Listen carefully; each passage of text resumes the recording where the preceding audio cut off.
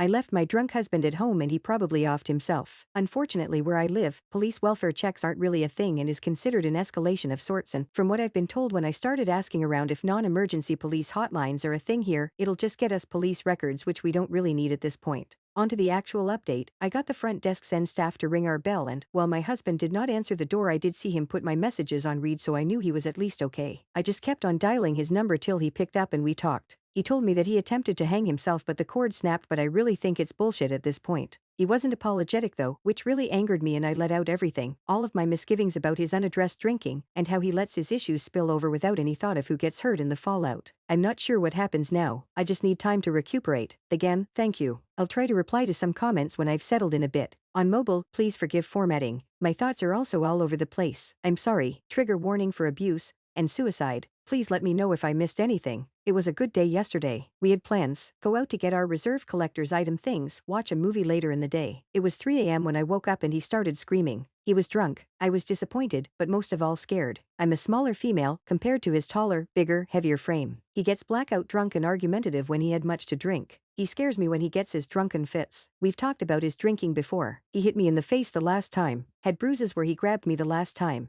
I told him, after he got sober, that I'd leave for my safety if it ever happens again. It happened again, with nary a trigger, last night. He was drinking beer. He always did, but promised me he wouldn't go overboard. It's been half a year since the last time, so what happened tonight I didn't see coming. I was already in bed, asleep when he started screaming, probably enough to wake the entire floor. I confronted him and he started arguing, challenging me what it is he did this time. I didn't want to talk and argue with a drunk man, so I start packing. He didn't like it, so he lashed out and pushed me to the floor. I finished packing regardless. When I opened the main door to leave, he was begging me to stay and talk it out. I wasn't having it. He then pushed me outside and told me to leave. I left. There were some moments where he followed me to the lobby and talked shit at me about how I didn't care for him, that all I wanted was to go live with my parents again. He's been texting me, telling me we're done and he's going to hang himself. He's always been threatening me he'll kill himself. There were several times I had to block him out of the balcony with my puny frame so he wouldn't jump. He's a huge man compared to me. I always stayed and did my best for him not to kill himself. I always get myself hurt in the process, but this time I left,